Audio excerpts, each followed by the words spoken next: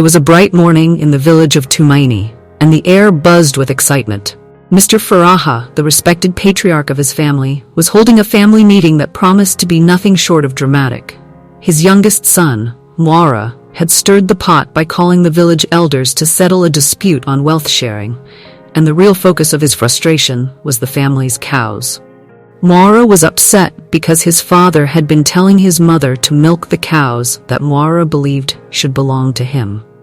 These weren't just any cows. They were part of the inheritance Mwaura was certain was his. To add to the tension, Mwaura's wife had been clashing with his mother over how things were run on the family farm, causing more division in the household. The whole family had gathered under the shade of the great baobab tree, where the village elders sat in a circle, ready to hear the case. Simba, the eldest and wisest of the elders, stood up. He leaned on his walking stick, his old eyes sparkling with amusement. He had seen many family disputes in his day, and he knew how to turn even the most serious problems into a lesson laced with humor. "Mwaura," Simba began, his deep voice commanding everyone's attention. "You brought your father to us today over cows. Cows that you believe belong to you, even though your father and mother are still managing them.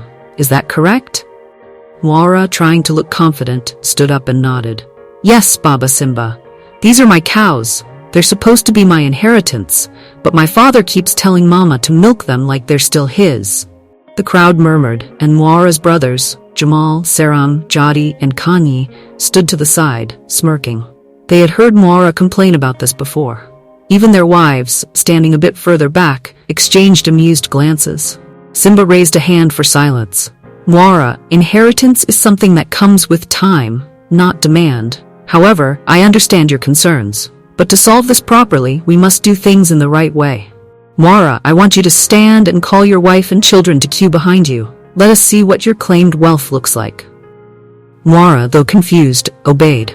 He called out, "Wanjiku, come with the children." His wife, with a frown still on her face, reluctantly gathered their children and stood behind him, their eldest son tugging at her skirt. Simba nodded approvingly.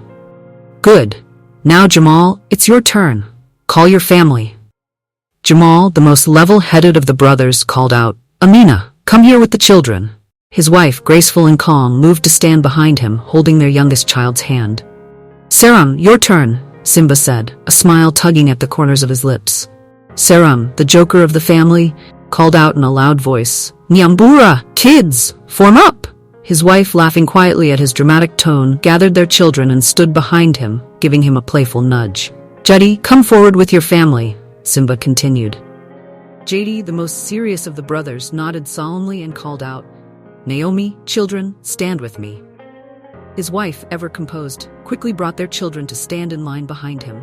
No nonsense, as always. Finally, Simba turned to the youngest, Kanyi. Kanyi, always a little lost and unsure, nervously called, "Jerry, come with the kids." His wife, rolling her eyes but smiling, joined him with their children in tow. Simba surveyed the scene. The 5 brothers stood in a line, each with their wives and children behind them, like an army awaiting orders. Mwaura, still frowning, stood at the front, his hands crossed over his chest. "Now," Simba said, "look at this picture. Each of you has a family, responsibilities, and, yes, inheritance to pass on. But wealth isn't just about the cows you claim. It is about the family, the people behind you.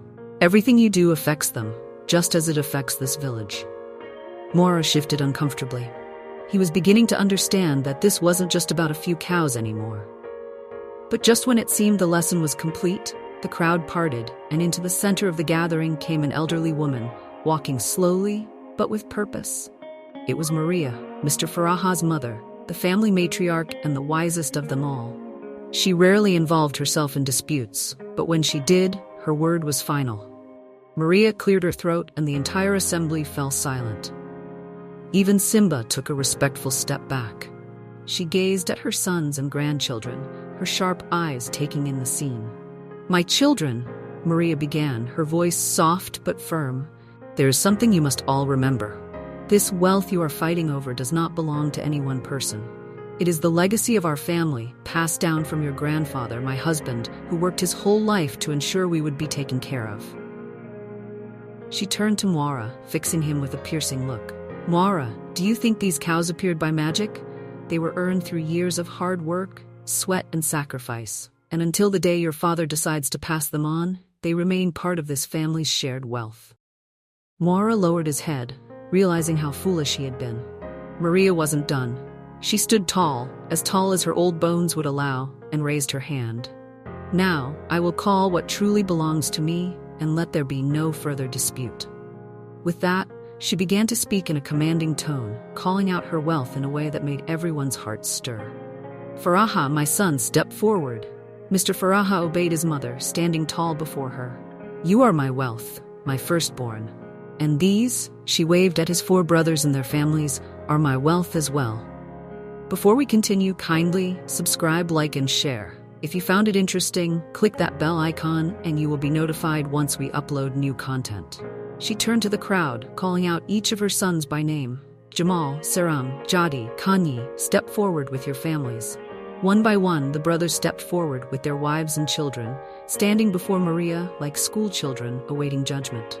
Maria nodded approvingly. You, my sons, and your children are the wealth left to me by your father. You are the legacy of this family. And that is why I say that all this property, these cows, this land, everything, belongs not to any one of you, but to all of us. It is not to be fought over, but to be shared. She raised her voice once more, finality in her tone. So from this day forward, let no one argue over these things again. The wealth we have is from God, and it is to be passed on to each generation with love and care, not with jealousy and greed. Let it be known that this is the end of this matter. The crowd remained silent, absorbing her words. Even Mwaura, who had begun the day so determined to claim the cows as his own, felt a sense of peace wash over him. Simba, who had been watching quietly, cleared his throat. Well, there you have it. The wise grandmother has spoken. The matter is resolved. And just like that, the tension lifted. Mr. Faraha smiled at his sons, and they smiled back, finally understanding what their mother and grandmother had been trying to teach them all along. As the family began to disperse, Mwaura stepped forward, bowing his head in respect to his grandmother. Thank you, Granny Maria, he said softly. I see now that there's more to this than I thought. Maria smiled and patted his cheek gently. Ah, my boy, sometimes we all need a little reminder of what truly matters. Now, go help your mother with the cows. After all, a good man knows how to take care of the family wealth. Mwaura chuckled, and with a light heart, he joined his mother in the barn, ready to learn how to milk the cows properly. The dispute was over, and the family, stronger than before, moved forward with newfound wisdom and understanding.